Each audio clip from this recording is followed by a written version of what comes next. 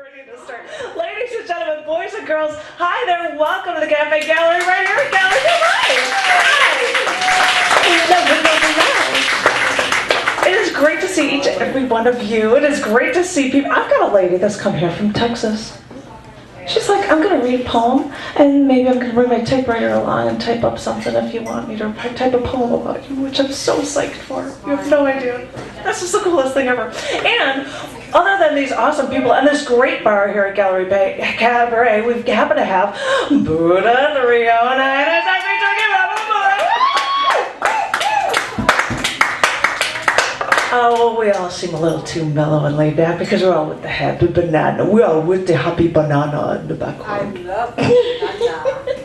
But there's been a lot going on in the past few weeks and months, and just after the last open mic, I happened to feature on Friday the 12th at Let Them Eat Chocolate. I heard that, Mr. Man. Give it a minute. Yeah, we haven't even tested that. And it was my second to last periodic table feature because I've been writing things for every element in the periodic table, and in like 15 days I'll have my last feature of periodic table poems, but I wanted to read the final poem as the poem that I'm going to read here tonight for you because our first open micer, Joffre, was a part of it in the sampling. So this is number 105 in the periodic table, and this is dubnium. Ready?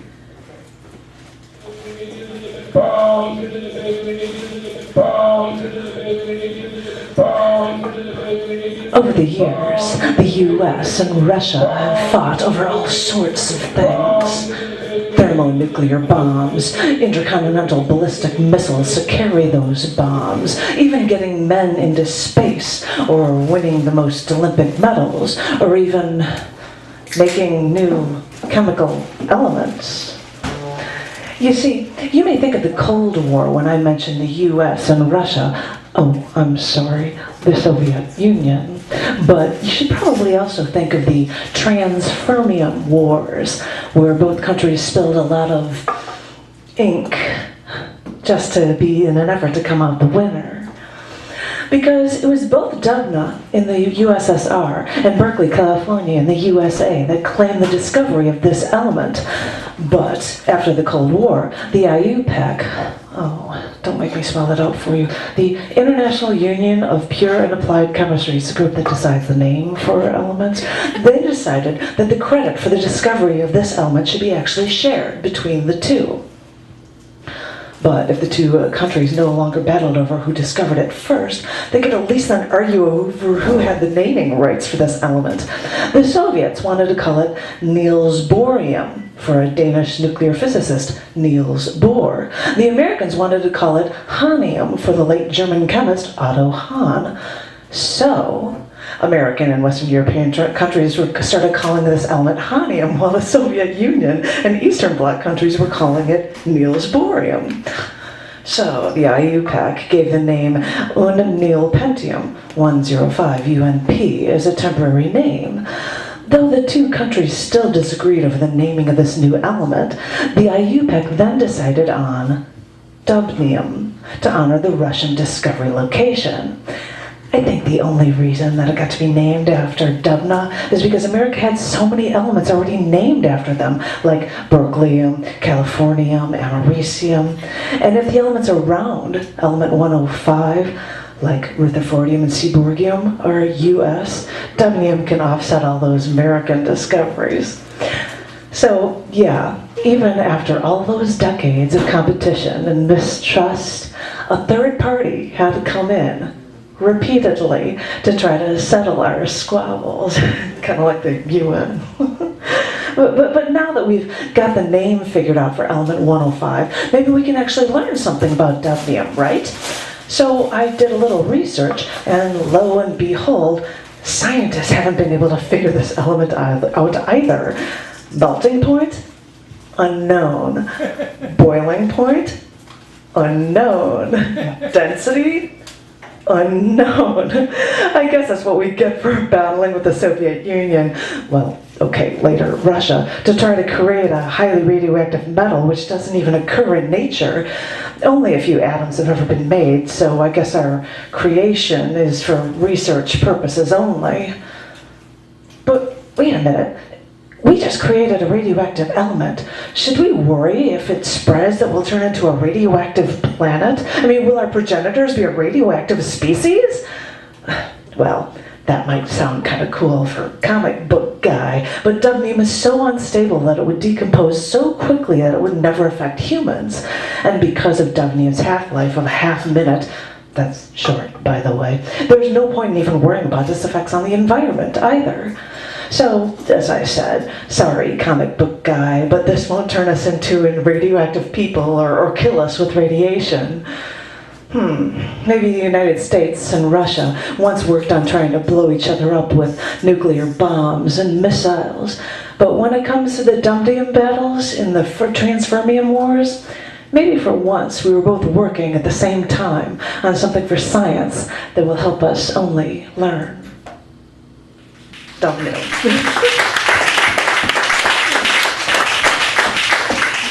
It's scary how much research I'm doing for all of this stuff, but because I have my bombs in the building reference, I've got to call Joffre on. Give it up for Joffre, please.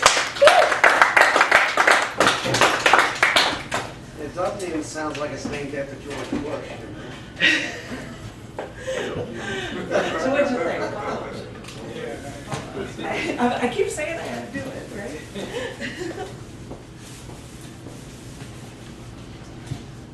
I'll do three. This first one from Poetry Magazine for May is by,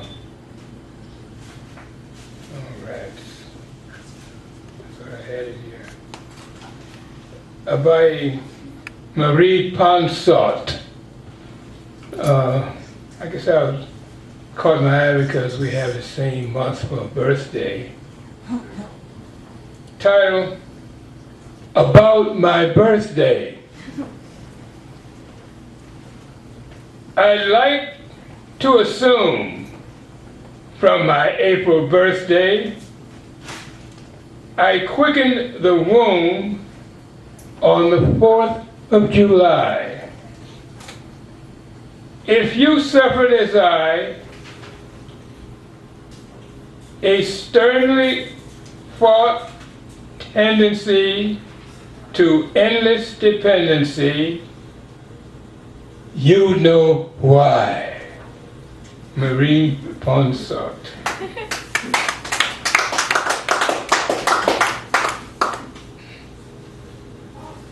This one has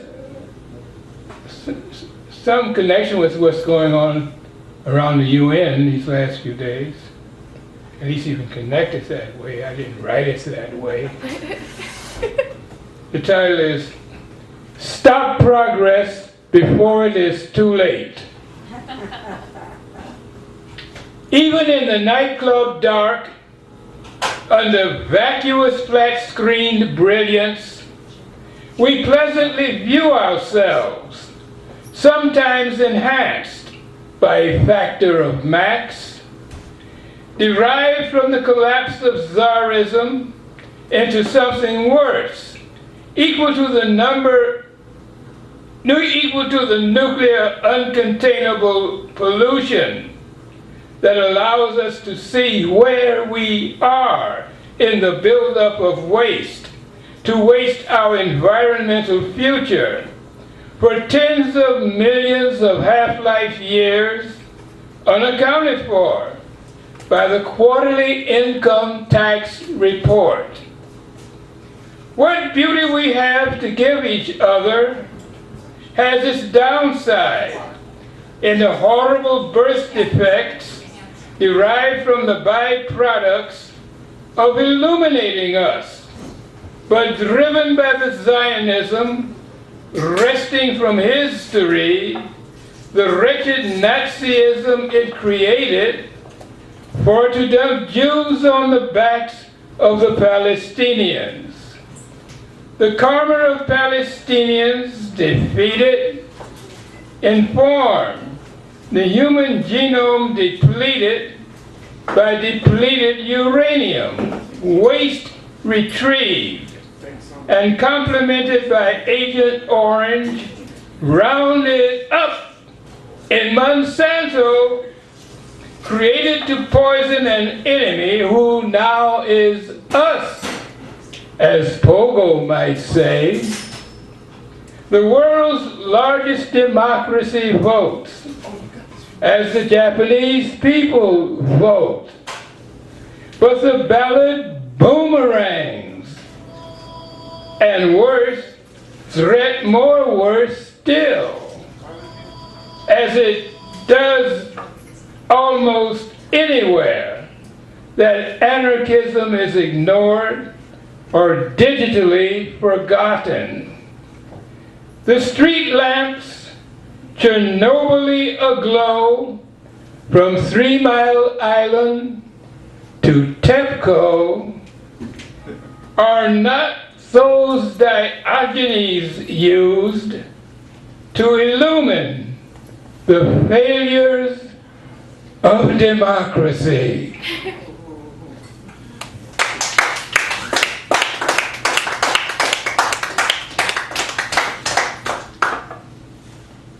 The title here is a question. What is the problem in chopping the heads of journalists? 2 epigraphs, the first from Red Eye last month. A chilling video posted on YouTube, later removed, purported to show the execution of James Foley after he recited a statement in which he called the U.S. government my real killers. I call on my friends, family, and loved ones to rise up against my real killers, the U.S. government. For what will happen to me is only a result of their complacent criminality, the kneeling man said. The second epigraph is from Sherman Skolnick, who was reported murdered by Mossad 8 years ago. Report from anonymous source. New York City firemen, there were bombs in the building. Cyberspaceorbit.com. Crucial info evidence. Explosives toppled WTC. The daughter of Henry VIII would make a good ISIS member, chop the head of her cousin, chop the head of her boyfriend. Obama, no problem, not even related. But sexism means we know that she could only dirty her hands in the kitchen. Cleaner work than politicians. But Foley, James Foley, the first in this new series of head rolling, doesn't blame those who chopped his head, that's history, but the U.S. government and those who complacently abet the government, as by paying taxes or turning to sports. Concussions for millionaires, more important than heads rolling. Cancel poetry to pick a fantasy team. First things first in mediated America. Poets have their own way of chopping Foley's head with complacency. Slam champ Maria, more than just a poet, decried those whose attention only spanned celebrities and kept her from competing because she was the best. She almost cried. Those Elizabethan imitators only demonstrate their impotence, as though the CIA cranked them up to panic chumps for Zion, its conspiracies, to alert defenses such as that which failed on 9/11 against jihadi strategic bomber submarines. Tax resistors are not complacent. That woman who tore up my leaflet before she could read it, knowing I'm anti-Zionist, obviously was not complacent. But she is the problem. I'm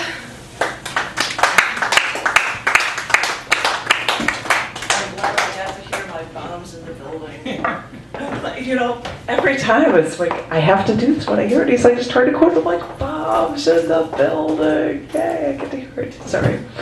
That's why I had to mix it into something. And I was going to say, and I think he has just walked out, and I think he's looking through his notes, and he was going to be the next reader up. He's been hiding from me all this time, so if Tom Roby is ready, I'm hoping that, please, ladies and gentlemen, give a big round of applause for Tom Roby!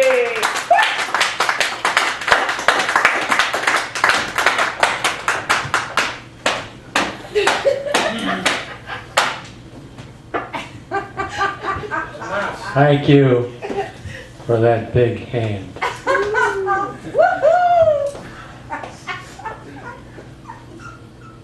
Bark! You're just a junkyard dog with a bad case of the fleas. All you want to do is scratch your fleas.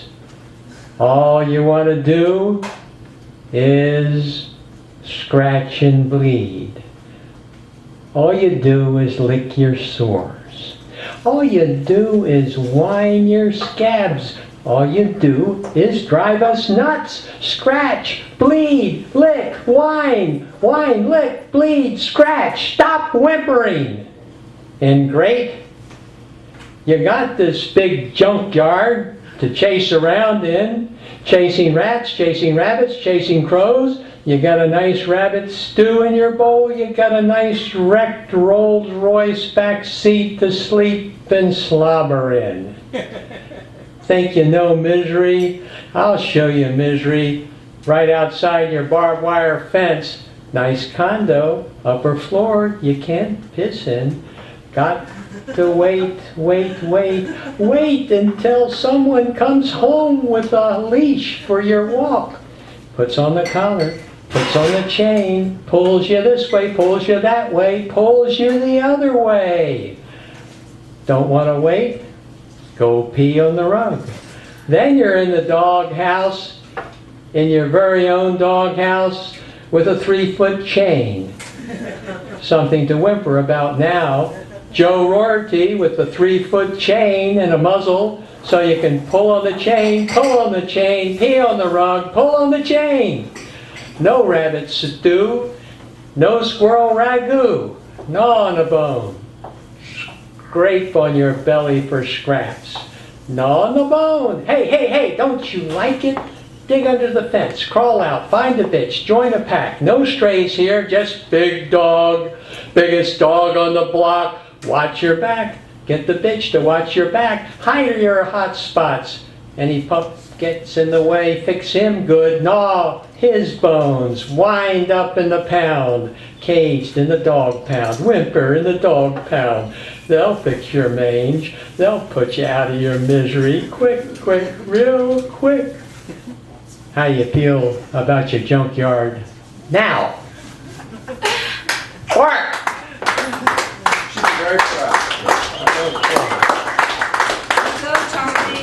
Yeah, thank you for that bark. And here's a haunted triolet. I'm often spooked about ghost dust. Whip it off, it slowly comes back. Ghosts have endurance, you can trust. I'm often spooked about ghost dust. Why do they come to do what they must? Can it be due to what we lack? I'm often spooked about ghost dust. Whip it off, it slowly comes back. And who else has come back but the mighty Buddha hand puppet, Cecil, and his wisdom. And I have, for his return here, the sky skiing Buddha. The sky skiing Buddha, in his cloak of clouds, hangs with the wind gods that tow him through the ocean air, so everybody feels his weight when he leaps those mountain peaks. But only a few glimpse his cosmic grin, or heed how he looks behind his dark specks when he sets off the pinwheel sparklers of the galaxy and showers ahas on the flowering buds.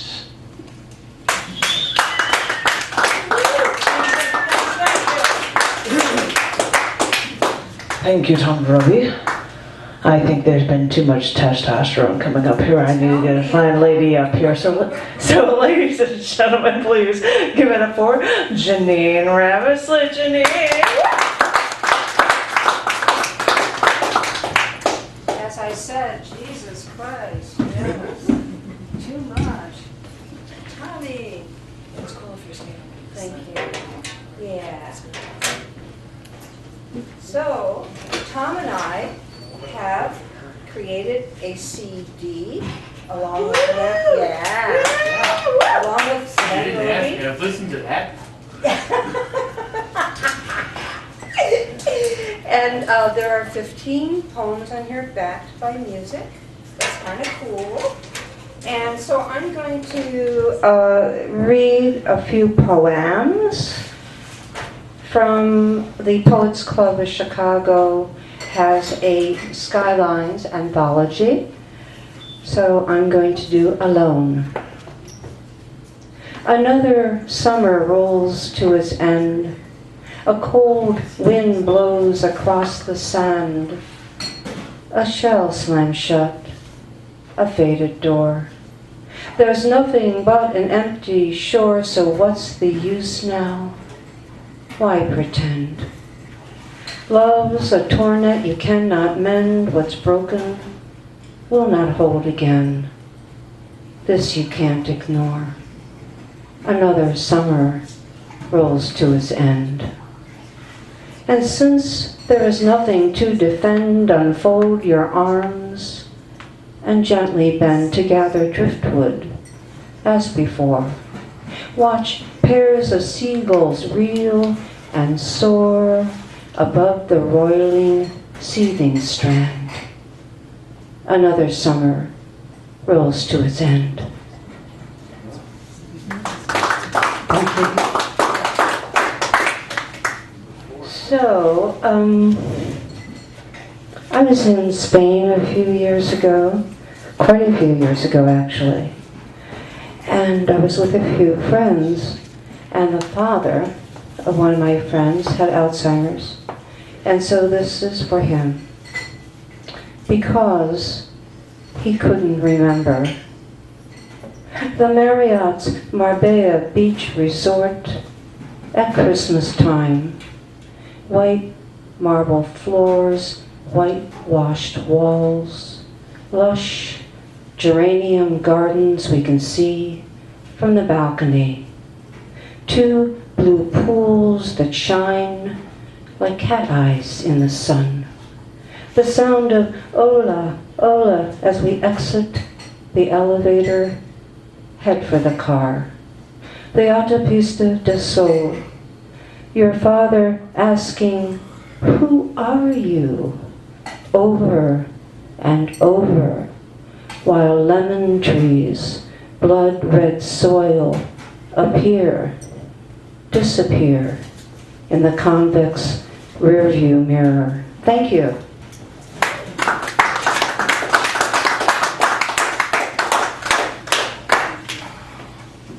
I know, and on that very happy, exciting note, applaud!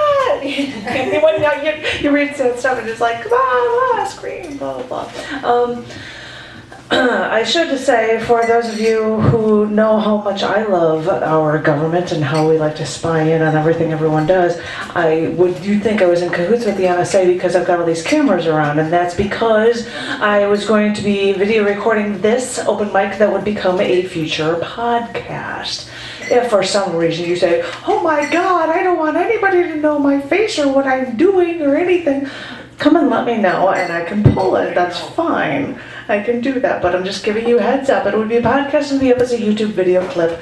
So now you've been told. Now, number 4. I've been battling it out, like, which is the awesomest number or the worst number to be called? Well, I think it's becoming, well, asshole-ishly awesome, but please, ladies and gentlemen, everybody knows who's coming on up. Newman from Newark. Give it up for Charlie. Newman! Woo!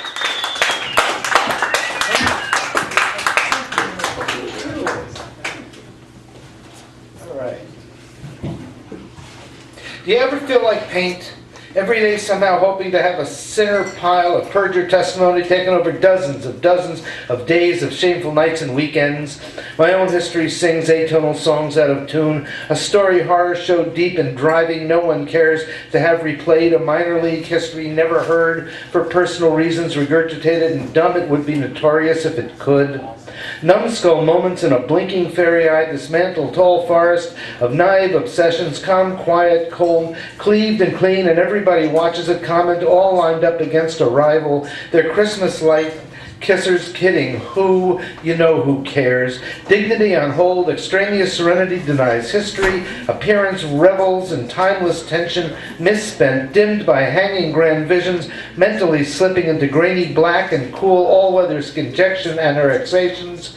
Collapse will not expire, spurned moonlight struck in a jealous god. Hurry. One more hopeless holocaust sealed with a kick, imperfect eventual seduction by open windows, negative and non-existent despite so much swirling. Ignorance, eliminate, erase, sever, eliminate, erase, sever, eliminate, erase, sever, eliminate, erase, sever, cost to audience, limited to eviction, hoarded, exhausted, prescribed, executed, exonerated, television near without hesitation. You are a coming attraction forsaken off-screen, dark relief, sequestered in shadows, animals eventually adjusting to small bottles of a deceit older than absent tar pit anguish, damage from deceives, piling up like messages on deserted desks, avoided, disremembered, nobody cares, Kathleen sings, city dreams, speaking in rounds of shadow harboring remnants of dreams, exquisite to my eyes regardless, in a once trustworthy world, as swaddling seductive as Novocaine denial, faster excuses, mirrored grist, everyone incorrigible, non-compos mentis, elegant ex cathedra, rubbish in, rubbish out, someone somewhere says something intriguing, magically transforms, abandoning shadow flesh, nobody treasures at first sight, someone in the city archives, you left, not me, I never leave, dying for caress in southern dying for caresses in silent theaters whenever everybody ever cared to know nothing, no one, nostalgia, a muscatel anguish, no noble deed slips away effortlessly, dew from leaves, our nerves shriek, flicker, escape, rememories, imitate circles of collapsing history amidst understanding and soft whispers, crimes, and tenuous clues, counting on my confusion to be taken, transformed, turned, holding me like I'm the shadow of the valley of needless blessed solitude, unless you cover your tracks. Thank you.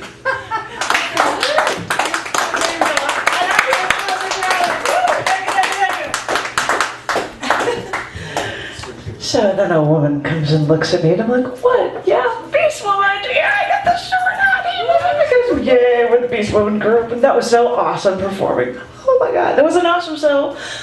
And I'm just going to stop sounding like I just sucked on helium. So this gentleman was sitting there and I said, should I put your name down? He said, yeah, it's George. And I'm like, yeah, all right, Michael Hoag. So please, ladies and gentlemen, give it on up for Michael. Come on up, everybody, darling. Woo!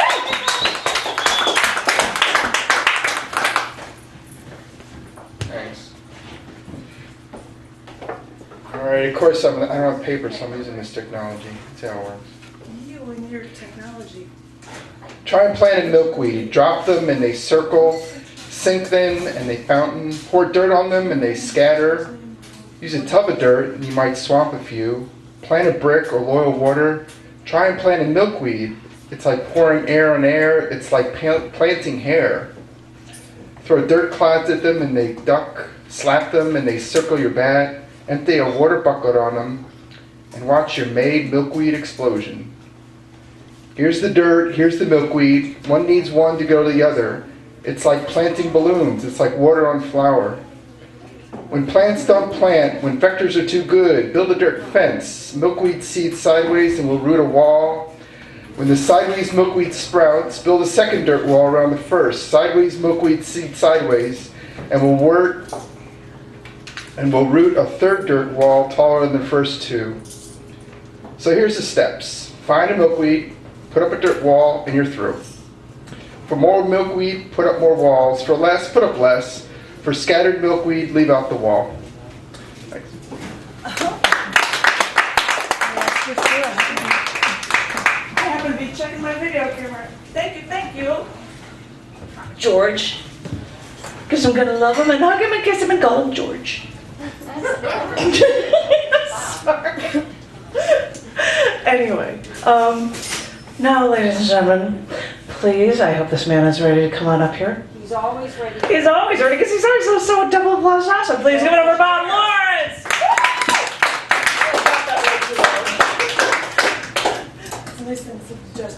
Hello. Here's a little poem called Relativity 2. A locomotive travels at 1/2 the speed of light. A device in the middle of one of its cars simultaneously sends a beam of light to the door at either end. A light-sensitive sensor on each door triggers a switch to open that door. A passenger in the car sees the doors open at exactly the same time. A person standing on a bank alongside the train should see the front door open before the rear door. However, she is entranced by wheels made of dreams, tracks made of catgut, and a trailing plume of ineluctable, incalculable smoke. Let's do the same event. Actually looks different to two different people. Anyway, this is a poem that actually I wrote for an event that Buddha invented, the Poetry Pentathlon. It's called Urn. Miss Fanning, my 10th grade teacher, a petite gray-haired lady, said she'd love to read poems, then go outside and hug trees. I could not understand that. Her favorite poem was the Grecian Urn. I hated it. Beauty is truth? No way. I am not beautiful. Like one day, my first year working at the supermarket, this delivery guy asked me, "Hey, where'd you get those looks, kid?" Now, 3 decades later, I have mellowed from ugly to all right, but not beautiful. And as produce manager, I handle things. Carrots, ginger, garlic, squash, good things that are not beautiful. Last week I saw Miss Fanning's obituary. The wake in Newark, hours away in Kendall County. Hey, why not? A good day for a drive. No casket. Her ashes sat in a cremation urn under an old photo where she had dark hair and a mischievous glint in her eyes. Some teachers showed up, but I was the only student. Kind of surprised me. Back home, I decided to check out that old poem, get inside of it, like figuring out what's going on in the mind of one of my kids. So I see John Keats at a museum staring at this urn. The painted scene comes alive for him. A virgin cow struggling to get free. These big burly helpers pin it down, hold it still for a priest to slice its neck. Keats looks into the animal's eyes, sees the light of life become the blur of death. He circles to the other side of the urn. Another scene. A lush green forest. A handsome young man plays a flute. A lovely maiden swoons with desire. Keats imagines his own lover, relives sex scenes that you never read in his poems. He presses his fingers on the exhibit case.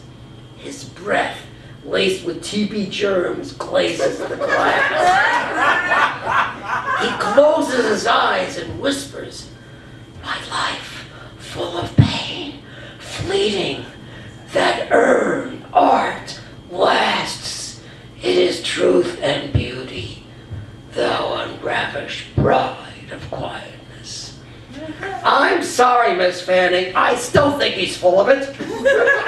If there's no one to see it, art isn't true or beautiful. It is nothing. Life is beauty and truth. But thanks anyway for the poem.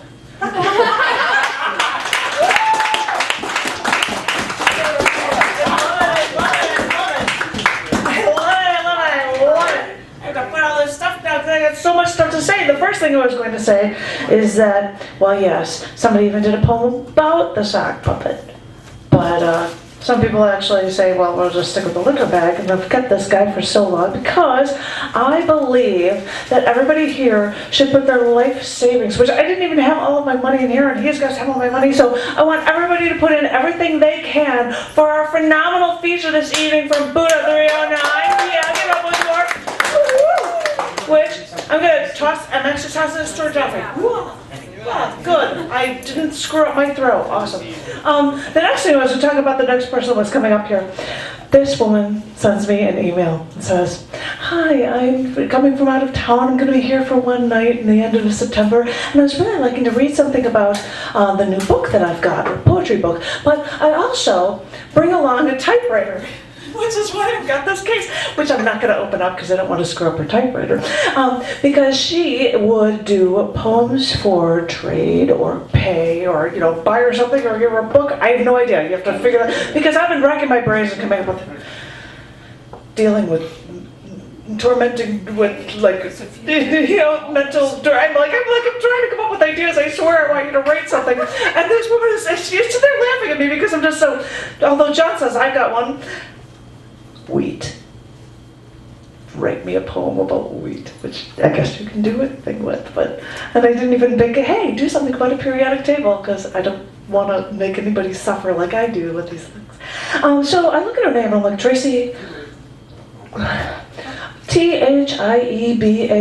I'm like, sorry, I have to ask, how do you pronounce it? And she said, Tebow. I'm like, what? She's like, yes. I'm like, well, this is how you know that people have to actually get to know you to know your name. But so please, ladies and gentlemen, I've even brought your typewriter up here, although you probably don't need it for your open mic. But it just sit next to your hip and look really awesome. Please, ladies and gentlemen from Texas, give it up for Traci. Come on up here, darling.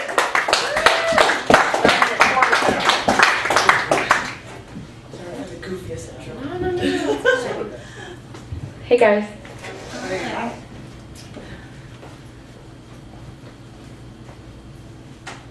I'm really scared I might knock this over, so. Oh. Should I bring it back? I'm sorry. No, you're fine. This is called Waitress. I am all too familiar with tableside banter. I wear it like an old shoe, and it gets me far, but I reek of feet. I am all too familiar with hollow things, talking heads, the sound of empty bottles knocking around floorboards, collecting cancer in the plastic bumper car arena of my whatever mom lifestyle. I flip off all the cops who are all too familiar with fucking everyone I love. Blasting good lives to pieces for a stolen blouse, a mushroom bag of Denton, Texas dust, the swift cock of justice. And I can't pay my taxes or my student loans, but they know all too well at Victoria's Secret that the semi-annual sale means twice a year even I can hoist my little titties right on up to the stars for only $34.99, and we are all too familiar with the lifting effects of well-executed underwire. A bra so good it'll raise me from my social standing. This work day's malaise push me right up on out of reality. Buoy boobies bobbing in space and time, and I'll know all too well that it all means nothing.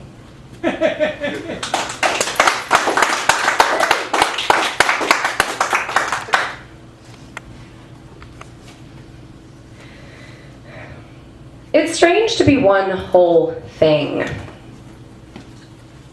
I'm hungover. Again. Would you like to trade realities? Swap for a stick of gum. My lunchbox Twinkie? Ham on white, one of those fucktard fold-over plastic baggies I'm perceiving very well. You'd like it. I think you'd like it. It's strange to be one whole thing, want to break into more or nothing, maybe. That lamp, maybe. A hardback chair, maybe. And also battery leak from an old AAA. And Benjamin, Franklin, I'm shouting now. Would you like to be one whole thing? I could swallow you if you wanted. Do you want it?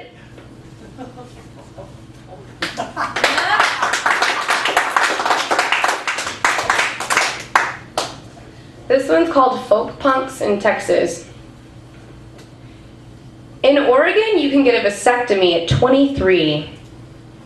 I am playing dice on the living room carpet, maybe younger even than 23. Dad, they call him Dad, got one back home. His beard grows in just fine, a mother would say. Southern, surprised. At a luncheon, you'd never know it to look at him. At a luncheon, head shakes over Caesar salads for the fall of the West. At a luncheon, spreading butter hastily to biscuits. At a luncheon, the word luncheon exists. And I am winning at dice. And little daddies don't swim upstream in Oregon if you don't want them to. But in Texas, we are all just babies spilling from corn-fed eyes, fields of legislature, backward ass. My feet are filthy. We are all in Texas, just as broke down as the tour van Dad and the family came in.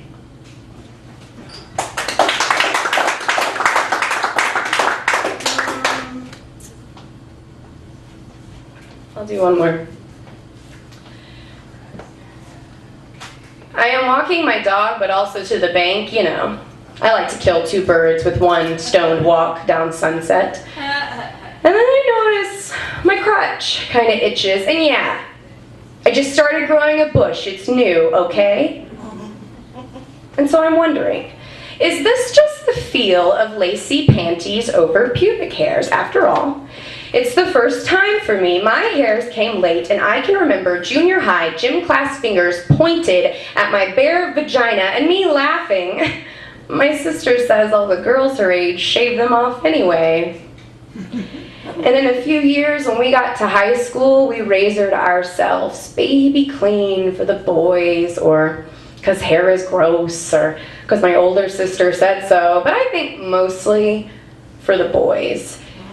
And so I spent a good 10 years pretending the grass didn't grow, and hoping I'd be smooth enough and pink enough and pure enough and sweet enough for all the men to love me the way they never could love a hairy girl.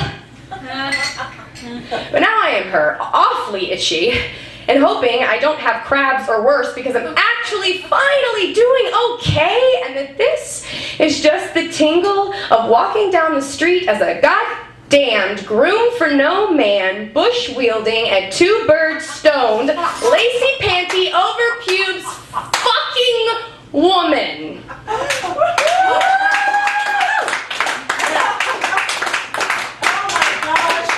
I didn't realize it would be such a treat to have you before. Now, I've got a book, or we'll come up with something. If you can come up with anything, and I'll figure out something. I've got a book, or I don't know, but I'm just like, come up with something. That is so awesome. That is, oh my gosh, just give it up one more time for Traci. Give it up for the Thieband herself. And I won't make any football references on that one, but I won't. Trust me. But ladies and gentlemen, I think now we have to get well, I'm guessing. Maybe we can get a little bit more political here, ladies and gentlemen. Boys and girls. I'm not quite sure, but it might be a safe bet. So, ladies and gentlemen, please give it up for Jerry Pendergast. Woo! I have no idea. You know, Tim Tebow is a virgin and proud of it. I don't know if you're related or if you want to say whether or not you are. I'm also a virgin and proud of it. Okay. No, it's not, but he's trying to imply that if you're not a virgin, you're bad. I mean, That's true though. early language. Shouts, moans, whole note hums, chopped into words, was the first word accompanied by a sketch, a gesture, was the first question asked with palms up, answered with a grunt, a shrug, enlarged eyes, accompanied by a mime before attempt to form a full response with words.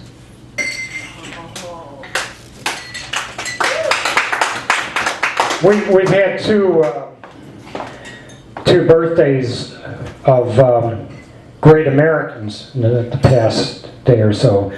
Yesterday was John Coltrane's. So, happy pair of eights. Train connects interstellar and earthly spaces. Here's a haiku birthday poem for Bruce Springsteen. Sprung from New Jersey, strums, stirs, from edges, connects, notes to central chords. Okay, and here's another coup.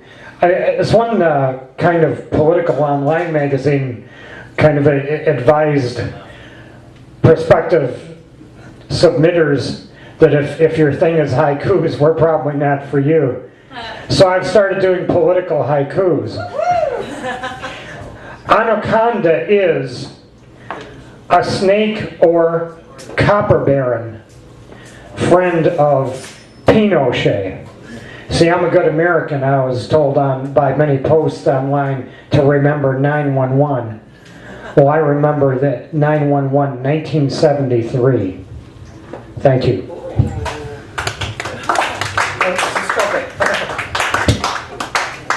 Thank you. Well, I guess it was right to say maybe we've got a little event. Let's go on our sort of political tangent, and maybe we can go on some jazz tangent or something. I wish, not tonight. What? Not tonight. Oh, so we're not doing that tonight, but you are? No. It will be like next time probably. Okay, so I guess in the future, when we hear Tom Schaffer in the future, in the near future, we'll be If I doing live that some long. jazz. That would be I don't know, fusion something, I have no idea because I see what's going. Jazz poetry. Oh, jazz poetry. It depends on what you're. You have to figure out the enunciation and, you know. very Sorry.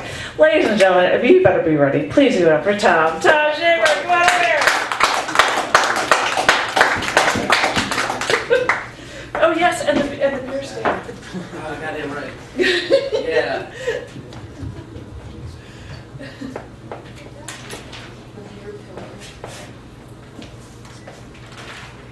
One second, I'm missing a page. What'd you forget?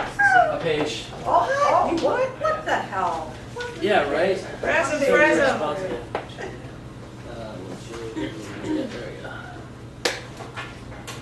Did the nuns tell you to come prepared for class? we go. I never listen to them anyways. So I figured that because I'm doing all this video stuff, come on up here. I was thinking that I was going to hook up with Vine and try to come up with 6-second videos. They're like 6-second little tiny little things. That's all they are. But I'm like, wait, I've got an upload of haikus. I wonder if I should just start like churning out those and try to read them within 6 seconds and have them You should loop. get some hacker to like hack Jerry's like haikus into some like thing on like NBC or something like that, right? Just pops up, you know. Oh, that would be cool. Just 6 Sorry. seconds into like, you know. And No, just 3 seconds. boom. 3 seconds. And then Yeah. like this little. Just like Jerry, and then everyone's like, "What the hell was That was that?" a little. I mean, it's dark and running the populace over to I don't even know. That's okay. I just thought I'd share my idea for doing video. I don't really have a. This is a kind of a hard poem for me. It's an elegy for my friend. Let me get this mic actually doing something.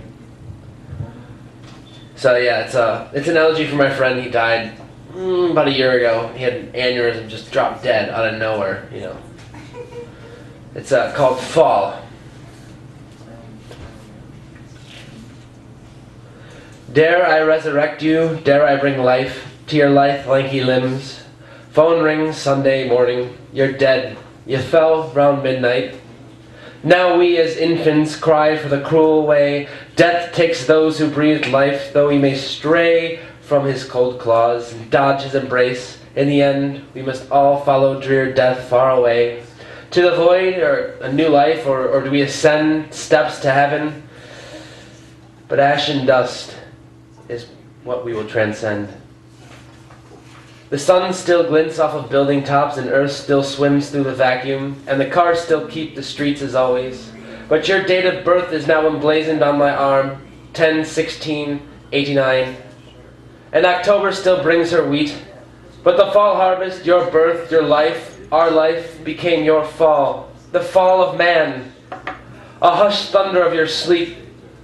And then here, Mr. Finn, again awake to call us, the damned souls of earth, back from where we bawl.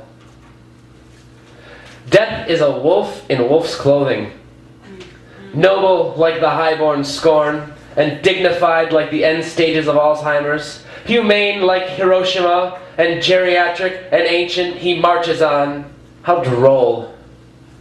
He brought you, Mr. Finn, to your funeral with no noble cause consecrating your casket, and he brought us, mankind, to your funeral.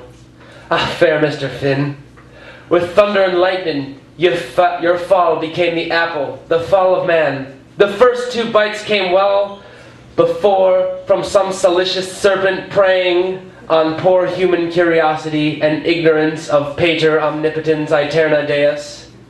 And the crack of thunder that resonating as you fell, Baba ba dalgarak tama, tamanara kanbron tanaran tan tuanan thundan huanardan thanarak. And then he fell. And again, begin again, Mr. Finn, alive, awake, asleep along the banks of Lethe. Finn, dead or asleep, alive or awake, our image persists in pictures on the internet or buried away in basement boxes. The moments remain captured, imprinted on the negatives and the VHS tapes, and your Facebook profile remains unused, unchecked, with friend requests left waiting in the void. And all our memories persist, existing in our brains, and your name still persists, stained on ink on a homework assignment forgotten, sitting idly in a landfill somewhere at the end of the world. Thank you. I have one more if I have time. Do I have time? Oh, all right, one more. Yay. One more. You got a book out. A book.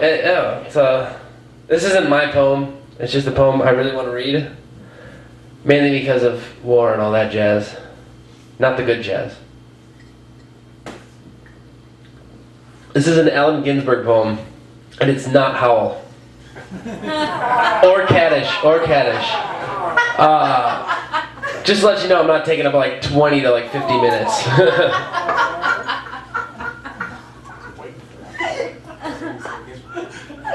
Whom bomb? We bomb them. Whom bomb? We bomb them. Whom bomb? We bomb them. Whom bomb? We bomb them. Whom bomb? We bomb you. Whom bomb? We bomb you. Whom bomb? We bomb you. Whom bomb? We bomb you. What do we do? Who do we bomb? What do we do? Who do we bomb? What do we do? Who do we bomb? What do we do? Who do we bomb? What do we do? You bomb. You bomb them. What do we do? You bomb. You bomb them. What do we do? We bomb. We bomb them. What do we do? You bomb. You bomb them. Whom bomb? We bomb you. Whom bomb? We bomb you. Whom bomb? You bomb you. Whom bomb? You bomb you. Why do we bomb? We don't want to bomb. Why do we bomb? We don't want to bomb. Why do we bomb? We don't want to bomb. Why do we bomb? We don't want to bomb. Who said bomb? Who said we had a bomb? Who said bomb? Who said we had a bomb? Who said bomb? Who said you had a bomb? Who said bomb? Who said you had a bomb? Who wanted a bomb? Somebody must have wanted a bomb. Who wanted a bomb? Somebody must have wanted a bomb. Who wanted a bomb? Somebody must have wanted a bomb. Who wanted a bomb? Somebody must have wanted a bomb. They wanted a bomb. They needed a bomb. They wanted a bomb. They needed a bomb. They wanted a bomb. They needed a bomb. They wanted a bomb. They wanted a bomb. Saddam said he had a bomb. Bush said he better bomb. Saddam said he had a bomb. Bush said he better bomb. Saddam said he had a bomb. Bush said he better bomb. Saddam said he had a bomb. Bush said he better bomb. What'd he say he better bomb for? Had a bomb, get rid of Saddam, Saddam's still there. What'd he say he better bomb for? Had a bomb, get rid of Saddam, Saddam's still there. What'd he say he better bomb for? Had a bomb, get rid of Saddam, Saddam's still there. What'd he say he better bomb for? Had a bomb, get rid of Saddam, Saddam's still there. Armageddon did the job. Gog and Magog. Gog and Magog. Armageddon did the job. Gog and Magog. Gog and Magog. Gog and Magog. Gog and Magog. Armageddon does the job. Gog and Magog. Gog and Magog. Armageddon does the job. Armageddon for the mob. Gog and Magog. Gog and Magog. Armageddon for the mob. Gog and Magog. Gog and Magog. Gog and Magog. Gog and Magog. Gog Magog. Gog Magog. Gog and Magog. Gog and Magog. Gog Magog. Gog Magog. Gog Magog. Gog Magog. Gog Magog. Gog Magog. Gog Magog. Gog Magog. Ginsburg says, Gog and Magog. Armageddon did the job.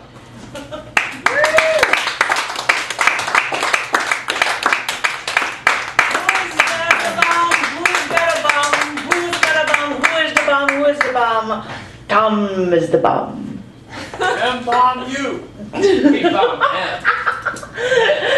That was very, very awesome. Thank you. Thank you very much. I have seen this man appearing so many times on Facebook. It just blows my mind that he's actually here. So I was triple plus pleased. Because it's just better than 1984, I guess. I don't know. Please give it up for Scream Like Idiots for Frank Johnson. Come on, everybody!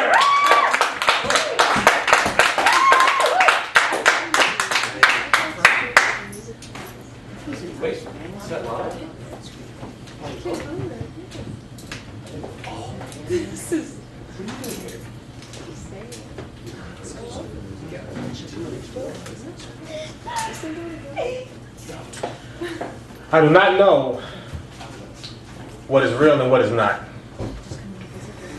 There are about 10 of us. We meet about once a week, 2 hours. They said the future was ours. We research, apply to, and choose boarding schools to attend. This was a special group for the academically exceptional children who dangle just above the drying wells of otherwise educational apathy of CPS. And therefore, my presence was an aberration. There were more scholarly choices available. Why me became the only question I hungered answers for, and this is what my teacher fed me. Your writing shows that you think critically about meaning. And I did, but ironically, I didn't know what that meant at that time. What I knew at 6th grade was that to be set apart for this reason was to walk into social crosshairs. Fear becomes an easy companion when nearly 30 sharp tongues whose booby-trapped smiles lie behind scopes. Ridicule is a game of perceiving easy targets, and C's don't stand for average. C stood for camouflage. To be thought elite, field or court aside, and fit in was to grasp at redemptive ropes while sliding down a mountain of identity and knowing no bottom. Elite was an idea. We were an idea, and our classmates didn't mind telling anyone that ideas were not real. In our peer-to-peer tutoring session, I need help with this reading assignment. They said my test scores say I don't comprehend well. I don't comprehend well was a Southern pilot's gaze at a family photo in cabin speeding down a potholed runway while waiting for permission to take off and believing that permission may never come. It was a smoldering heat applied to steel to make mouth weapons sharper, spoken in vicious, turbulent tones with a ringing out of body language that spilled, "You think you're better than me," right into my lap. Hot then uncomfortable cold like piss, leaving me drenched and both of us miserable. But we have metaphors to explore, so I can endure these soggy socks till I get home. Over time, I wondered if I was drowning. I should have learned to swim. But only park districts had pools in the hood. We were all from the hood. I thought that was enough to be real.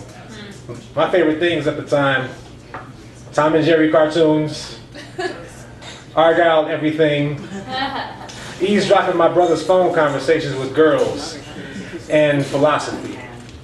But none of this is real. Not my brother's conversations with girls if you let them tell it.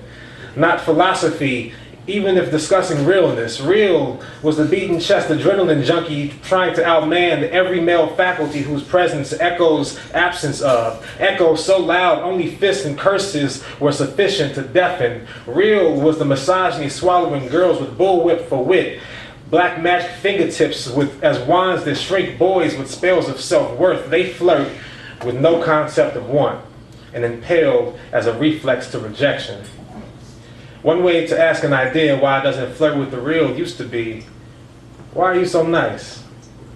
But her way was to ask if I was gay. Mere months after my sister, whom I had elevated to sainthood, told me that she was. So my squinted furrow equaled misinterpreted confirmation.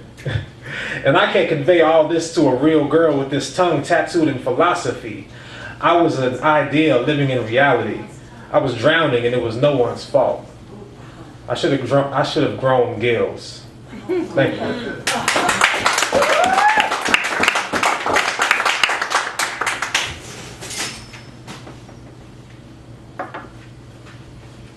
Yes, go back.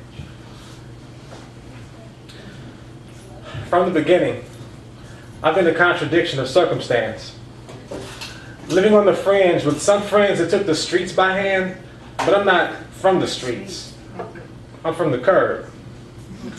The curb is close enough to see cracks in the streets and still call them by name. Close enough to smell gentrification and asphalt that's newly laid, but the dream deferred would be my own fault, is what they proclaim, and the proof is across the street. Black dentist with stay-at-home wife, 2 sets of twin boys, 1 beautiful daughter in the middle, the good life, oblivious. Like it's a beautiful day in the neighborhood, a beautiful ghetto tornado of bottles, homes, and hearts that are either broken or hollow, sucking you in and cutting deep until you bleed self-pity. Band-Aids by Brand Jordan. Ointment is hair and nail appointments. Apply generously. This neighborhood should be capital of dual consciousness, mecca of black mental schisms where every family is a season. Across the street was summer. They dare to be summer in a snow globe where most say sky's the limit, but they barely believe you'll even reach glass ceilings and settle for making do like leaves asking clouds, "Why you always gotta rain?" But still, we make the most of this beautiful day, and since we're together, you might as well say that gang life was less than a stone's throw away. Mothers lay with rolling stones who play with glass pipes, hope that nothing breaks, but they cope using the same vice. And people ask me like, "Where are you from?" Say Hyde Park. Say, "Oh, Hyde Park is so nice." Right. But won't you be my neighbor? My neighbor gave birth to every single parent within a 4-block radius. Or at least she acted like she did. She was short but long-winded, blew smoke to blow off steam. Newports, though her life was no beach, seen decades of children slip through fingers to land in sandboxes. Her house, a hot gallery of, "Nuh-uh, don't touch that," and furniture that smelled of chicken grease. Thin sheets of old Bible pages brushed with anointing oil could pass for wallpaper. A house of God that never talked religion, but taught love. But she never admits, but she invented the slide and the 2-step, but she called it walking. And when her slippers would dance past her stoops 2 steps, they'd say, "Shh, shh." And that's how people knew to be quiet when she started talking, before she started talking, and she would breathe summer into people who were living blizzards and couldn't see past spring showers. I thought maybe neighborly love was her outlet, keeping her moving through her own pain because her husband stumbles on our block carrying wild roses, but only comes home with spoken thorns for her and our 3 gang-banging grandsons. The youngest of the 3, a friend, warned me not to be the fool who plays chicken with storms, not to be stricken with the mind that for the poor it pours, but to be still, because sometimes tornadoes skip houses that are suited for spring, and I was a half-Windsor knot, flipped over and under, uneven from what I witnessed from the start. I could have not made it, but because of his affiliations, I was pulled smooth through some tight spaces, so I wasn't the hot boy. I was the cool kid in loafers. His grandmother held me closely like I was family of theirs. They protected me from the allure of pride, bloodshed, and street glory. Our relationship making the contradiction. Our relationship, the irony of what makes a living contradiction. Owing the streets for keeping me from them, so that one day I could become the summer that sprang from the curb.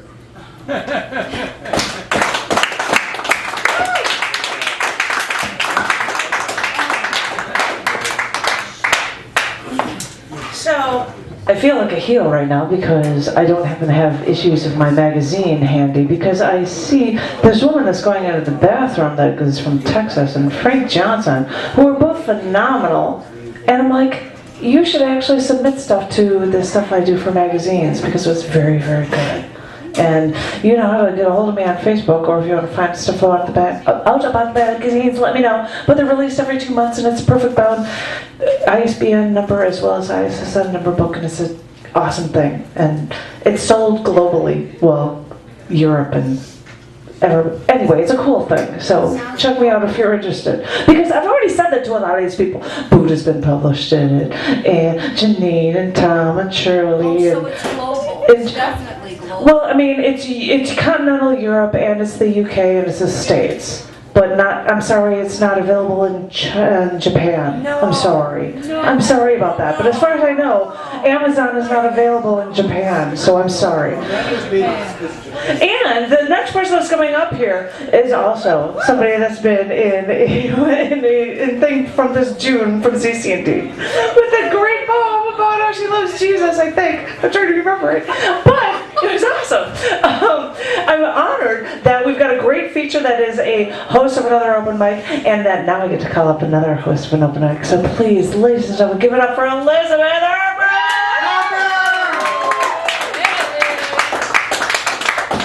Hi. The poem that Janet was brave enough to publish is called "I've Got a Heart On for Jesus." okay. Somehow that's a poem that people tend to remember. You don't have it on you, do you? It's in my bag. I was going to read other poems. But you can buy the book on Amazon. Yes. And it's in a lovely font too. So it's wonderful. You can get it that way. And it's also on. There's a video of me on YouTube reading it for Christmas. Oh yes. Oh, that's great. But anyhow. So yesterday was Bisexuality Day, and I actually went to a panel discussion at the Center on Halstead, which is in my neighborhood, which is actually a very nice building, and it was a very interesting discussion. So I have a poem from my book, and my book is called Love Songs from Psychopaths, and this poem is called Bisexual Blues. Yahoo! I've got those bisexual blues, just don't know what to do. Billy Joe is mad at me, and so is Bobby Sue. Seems they each be wanting me all to themselves, and come Monday, I'll have to choose. But my heart is aching over the mistake I'll be making if I say goodbye to my Billy Joe or my Bobby Sue. Billy Joe takes me out for nights on the town. We dance till our feet get tired, around and around. Bobby, Sue, and me, we just stay home and do our thing. Watch TV and joke and sing. But if one of them goes, I'll always be blowing my nose, crying my eyes out over how what used to be led to my woes. Billy Joe has been my man. He knows what to do with a car and a frying pan. Bobby Sue, she's been my girl. She knows how to make my hair and toes curl. Billy Joe is big and strong and quick to admit it when he's wrong. Bobby Sue's a cat and a mouse, a lover and a louse. She loves me, but hates to clean house. If Billy Joe and Bobby Sue could just be friends, my problems would end. But they keep fighting over me, the maid who broke up their marriage by giving her services for free.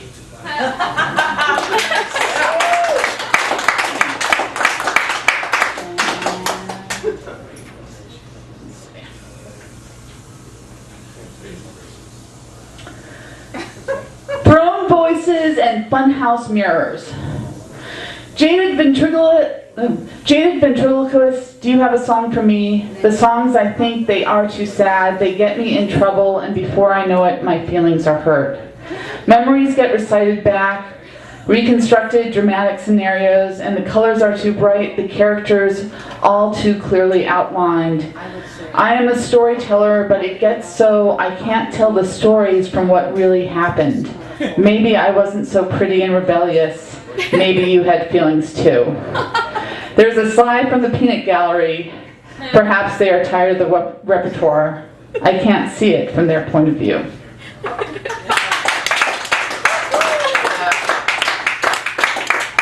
Does everybody know what the story of O is? Yes. All right, okay. Yeah. So I don't have to explain it. The story of O. So this is called Poem for O. Oh. To want something is to sacrifice one's integrity. The price one will pay will always be too high. What is lost too great, the privation, the lack. You lose too much of yourself trying to become what you think you want to be.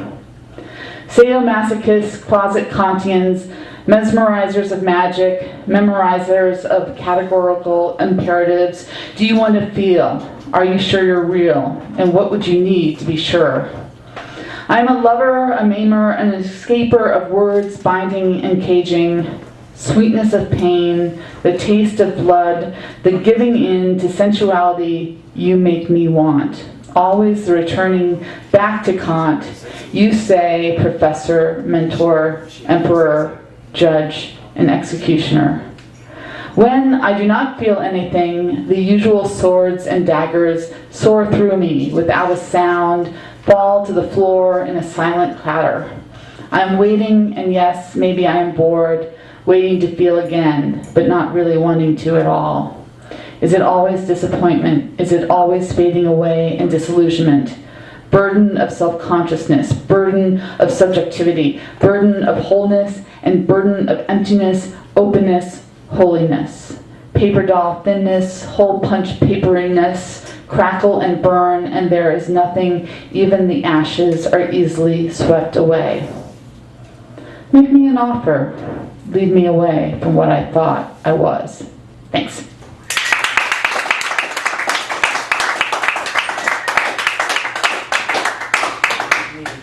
She is awesome, and I would say, oh my gosh, you've got the Heart On for Jesus on YouTube. Well, because my web issues appear, they appear as web issues. If I've got video links for it, I will put that there. If you give me the link for it, I would add the link. I would, so if you email it to me, I will do that. And it will be on a web page and everything. And you'll think it's so cool. All right, now I'm done with talking about my magazine again, and now I'm going to talk about Beast Woman. Yeah. It's really goofy because a lot of you have seen me perform and I'm totally comfortable and everything. And a lot of you have heard me sing or perform the same songs and stuff that I've done, you know, that I actually performed in this thing, but it was my first theater performance. And it was a packed theater and there was a standing ovation at the end. And it was like, I just got this stupid idiot effing grin like you would believe from this entire experience. And then one of the people comes here and says, I'd like to read a poem. So I'm just like, no, I'm stupid gritty again. So please, I can't help it. So please give it up for Eileen. Eileen, tell me about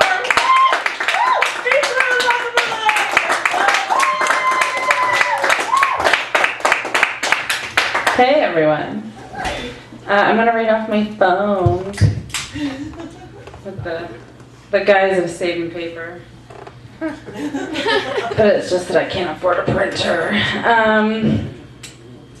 Okay. All right. This first poem is called A Love Note. Every time you change your profile picture, my uterus explodes. Please be my Valentine. Thank you. These are all semi-autobiographical. All right. That's a vine. That's a 6-second thing. You say it really quickly. I know. It's a tweet. Loop it. Yeah. Be good. This. I'm gonna put this back in here. I do stand up too, so I'm so used to being like, hello. But You should do it like that then. That'd be awesome. yeah, Although you've got a camera on this, and you're like, I'll be off the camera and back on it. I know. Everything Because is so we're monitoring confusing. you. We're filming you. Please. Ceiling cats are watching you masturbate. The name of my podcast. This poem is called Reflections on Magritte, a Surrealist Poem. Did anybody go see the Magritte exhibit at the Art Institute? Art Institute, best museum in the world? Yes. You should go see. You should go see the Magritte exhibit. So this is a poem I wrote after seeing that exhibit. Oh my God. Reflections on Magritte. Your dreams are writ across your face. You're not in control of the games you play. The chess pieces have their own eyes, anyway.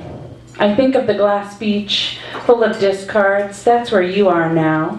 Standing among the refuse, hoping to be of use again. You will not be repurposed and made into a table. My head cracked open under the brain to find what? A hamster wheel spinning, but a gallimimus running it. And the gallery's too crowded, and the head settles in our brows, and I weave through the bodies who are holding teacups, not seeing any of the pieces, but being seen themselves, and that's the whole point. The man with the newspaper was never really there. Your uniform becomes your skin. The two girls laugh at the meat pancake with eyes. Everyone trying to understand, but symbolism it's not. This is a holy place, a shrine, so to speak, in hushed tones, or better yet, pantomime. Your poetry is more judgmental than beautiful. I don't get it, she said to the surrealist, and he slept soundly that night, with a smile on his foot and his bed in the ocean. If the sky is blue, then why are you? Because we live under the clouds, moving towards Earth. If you try to spell check your hand, you lose connectivity, and once the connection is lost, you need a new router, hand, and have to reboot all systems. Crack open my brain and find the parquet floor lining the bottom of the walls. I'd recognize it anywhere. Apples and oranges and the green-faced lady, they all greet me, silently, frozenly, but forever telling me to come back and hang myself. But in the good way. I'll never forget you. Thank you.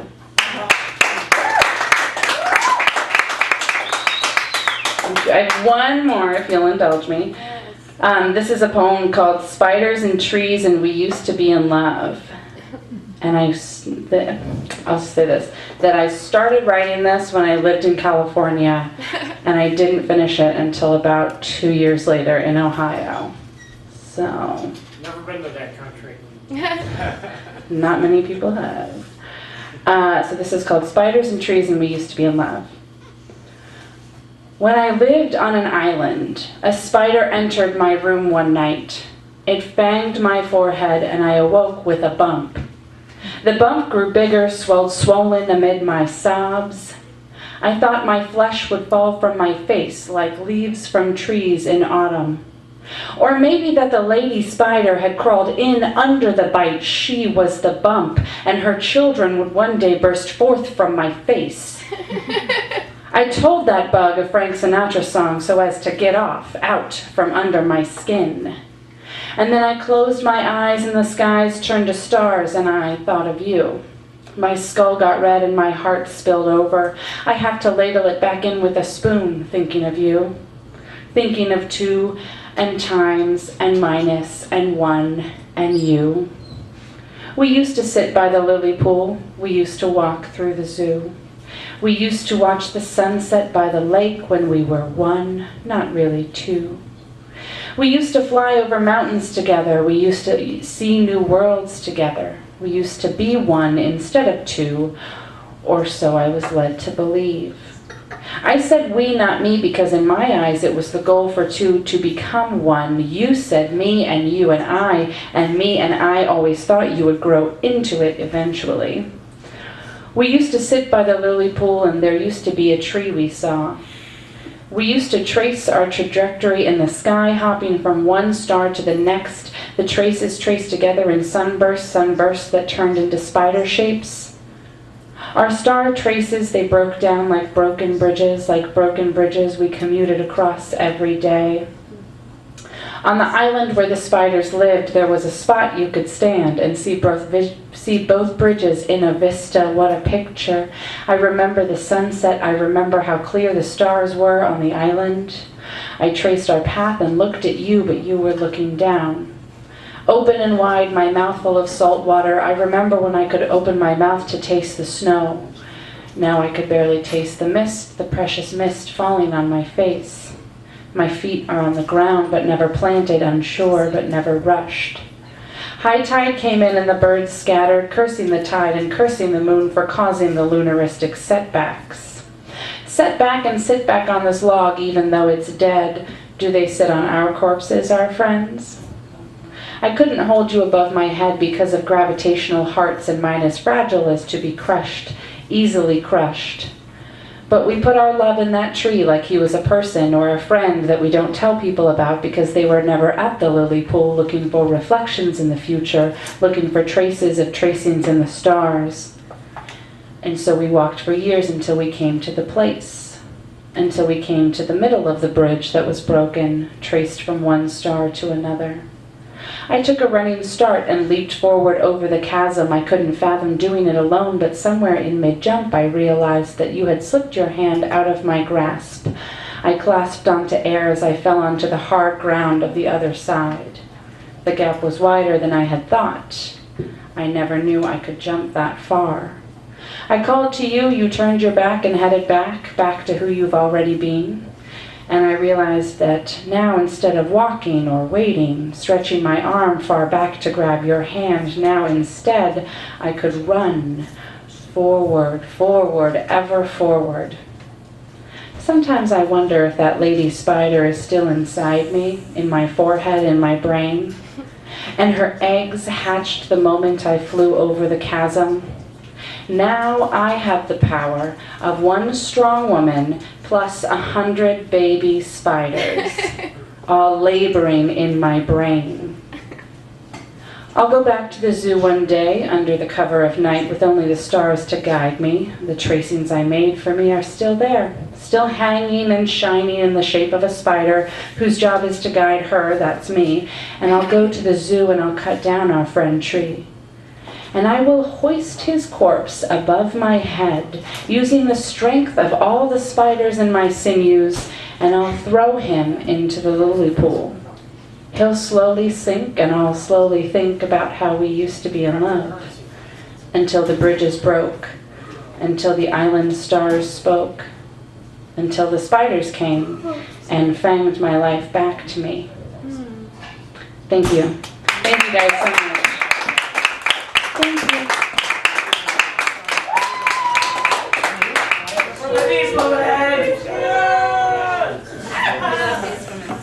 And everybody's still coming up and reading and stuff, and somebody asked us to do the thing for the Beast Woman thing, and I don't know if we'll have time, but what I do have time for is our next upper micer. So please, ladies and gentlemen, give it up for Dana. Dana, everybody!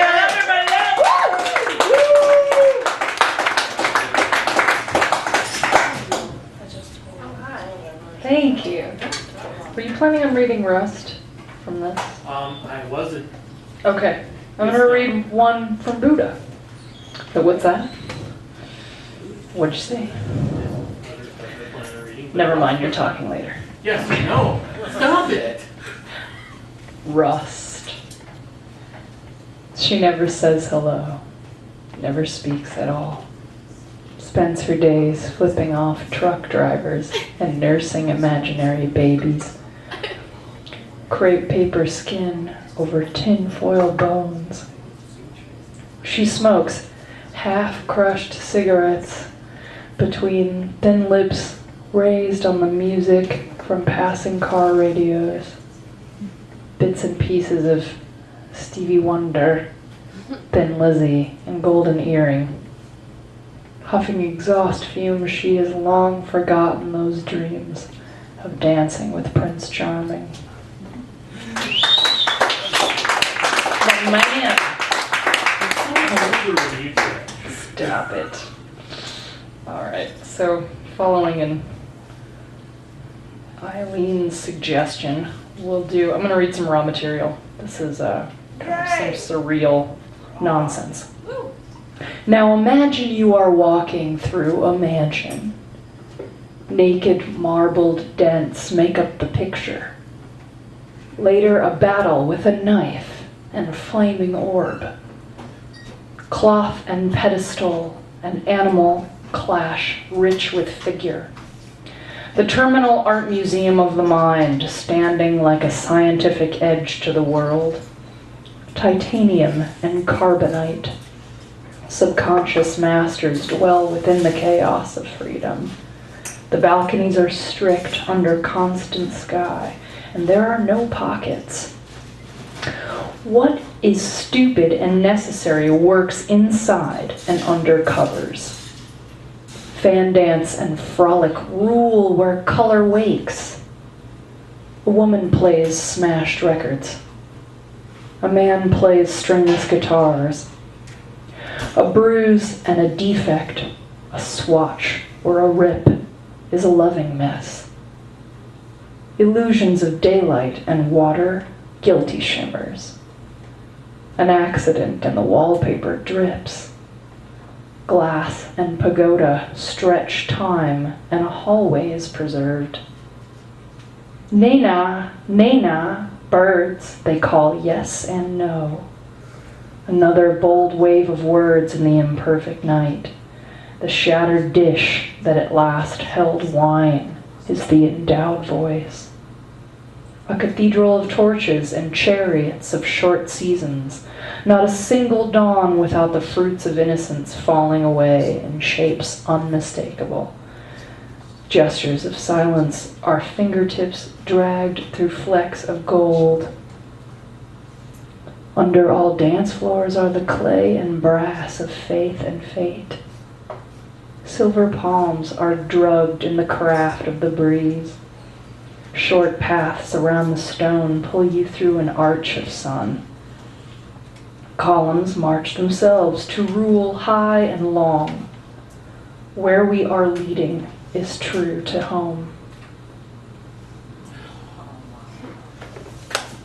Thanks. I got more stuff. In the pine box, there is a well-dressed figure surrounded by flowers. They lay in the permanent bed with the body in permanent sleep on a tray of perfumed earth. The scene is a magic cork of a magnetic, wasting density. Let the living hold hands like a wreath.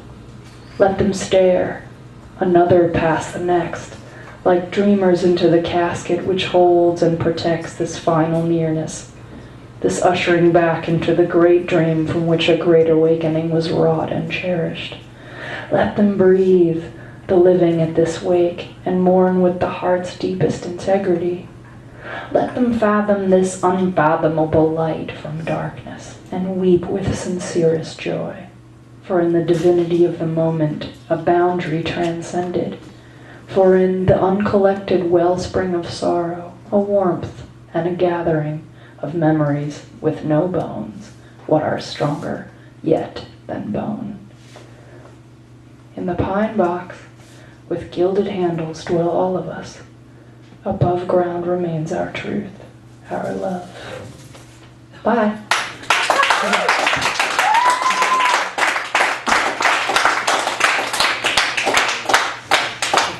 Give it up for Dana. He was awesome. She's like, yeah! Oh gosh, I'm just overloaded with the awesomeness because the awesome vibe I'm getting from everybody blowing up my mind. It really is. And one more, and Get on up here, Jeremy. We're so running late that I'm doing my thing after the feature because it's music stuff. So please give it up for Jerry. Jerry Reynolds!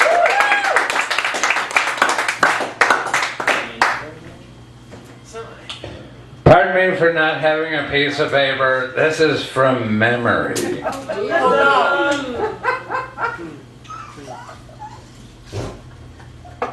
Recent memory.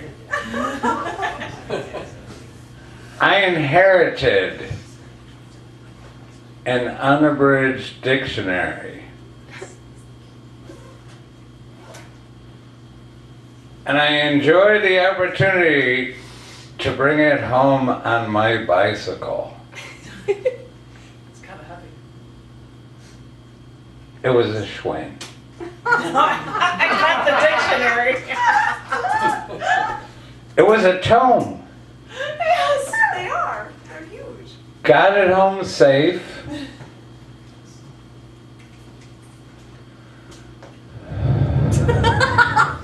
Took a long breath and looked up the word everything. And the dictionary said nothing, but it read like this. See page 1 to 1436. I like it. And I thought to myself, I don't want to know everything. I just want to understand what it means. Jerry Reynolds.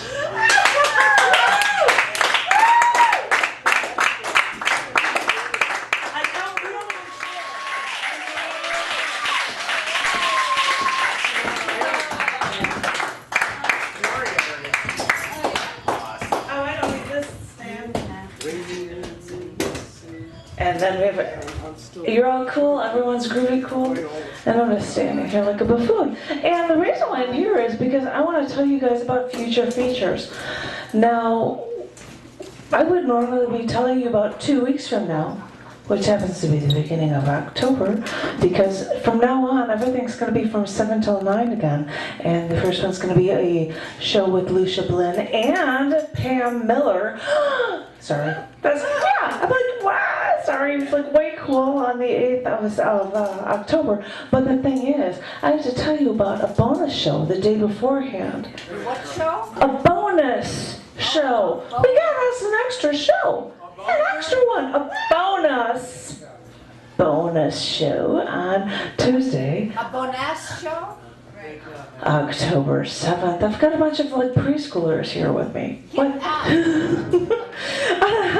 October 7th. And that show from 7 till 9 is a show from the Harper of South Africa. Oh, yeah, and he's going to be coming here with Joke, who is from Belgium, who's super awesome, cool. But they're doing a show here as a bonus performance. Think of it as a Chicago Calling live impromptu thing because they're doing a show and they are begging anybody to come up on stage and join them. And I know I've got one thing scheduled. I'm going to start with something with a tiny poem and go off on a rant. And that doesn't mean bring a poem and read it and you're done. But that's just to go to talk about feelings and ideas and what's going on and setting it to music because it's really awesome. Because anybody who knows Francois Leroux, the Howman of South Africa, any of his shows are always insanely awesome. So I'm telling you guys, 2 weeks from now is a busy, busy, busy time because we've got it on the 7th with the Howman, and then 2 weeks from now from 7 till 9, Lucia Blinn and Pam Miller. Hey, at the end of October, October 22nd, from 7 till 9, we happen to have two features. One of them happens to be GPA, the Poetic and Sub, and the other one happens to be the man who was number 4 on this list, and that was Charlie Newman himself. So the freebie's going to be, the extra show's going to be when again, please? Tuesday, October 7th, from 7 till 9, and then come here the next day, Wednesday, October 8th, from 7 till 9 for Lucia Blinn and Pam Miller for features. That's going to be very cool. Yes! I love how these people have paired up. It's that's awesome. And then we have later, as I had said, on the 22nd, GPA and Shirley Newman. And then I could go on for, do you guys want to hear about Deborah Rose and Dan Wurmberg on November 5th? Oh, Cotton Campbell is, if you want to know anything about the rest of the year, because we've got so much stuff going on, you can always check it out at www.chaoticarts.org/thecafe. Because people have asked for this done, and because we're going to be going to singer-songwriter night, we were going to end the night by doing the performance that we did on Beast Woman Rising. So, some of you might know the song, some of you might know the poem, I don't know. But this is a perfect way to end the evening, and thank you all so very much. I hope to see you in 13 days as well as 14 days. This is a Beast Woman performance.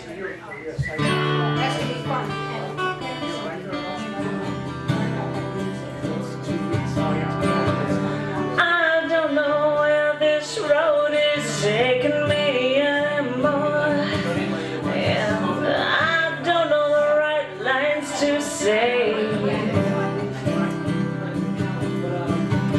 I don't feel the things that you're feeling down deep inside of you, but I know this ain't the way, because nothing ventured, nothing gained, nothing changes, nothing stays the same. So you go your way and I go mine. Maybe one day we will find what we need in life.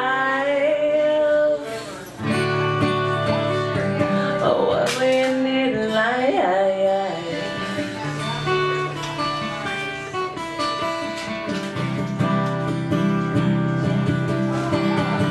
I watch the ashes from your cigarette fall to the ground, and I think this fire will die down. I think I now see what is happening in between us, and I have to say goodbye, because nothing ventured, nothing gained, nothing changes, nothing stays the same. So you go your way and I go mine. Maybe one day we will find what we need in life. What we need in life.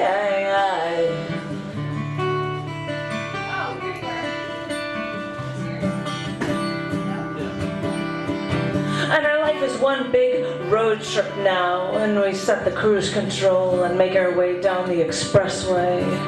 And most of the time we're moving in a straight line, and the scenery blurs. There's nothing to see. But I know what's inside of you, and I know what you're made of. There's no such thing as a calm with you. You are a fantastic car crash. You stop traffic in both directions while the gapers gawk and the delay grows as everyone slows down to stare. It's a spectacular explosion. I try to duck and cover as metal flies through the air. And every time you leave the scene of the accident, I'm left picking up the shards of glass from the windows. You know, the glass breaks into just tiny little pieces. They look like ice. It takes so long to pick up the pieces, and even though I'm careful, I'm still picking up the pieces, and I'm still on my knees. Well, the blood from my hands drips down the street. Think of it as my contribution to this fantastic car crash that is you and me and us. As I wipe the blood from my hands and wave my hand to the line of traffic. Go on. Keep driving. This happens all the time. There's nothing to see here.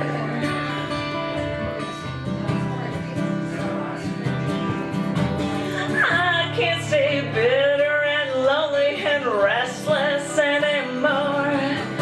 And I can't stay with you.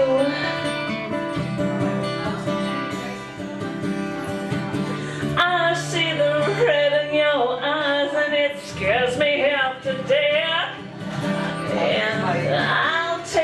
road alone. Because nothing ventured, nothing gained, nothing changes, nothing stays the same. So you go your way and I go mine. Maybe one day we will find what we need in life. We're going to be Tom Martin in the next one, so you can... What we need in life. Okay, so that'll be probably... Okay, very good.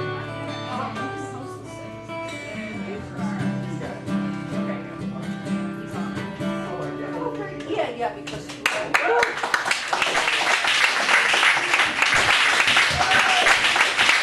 Thank you.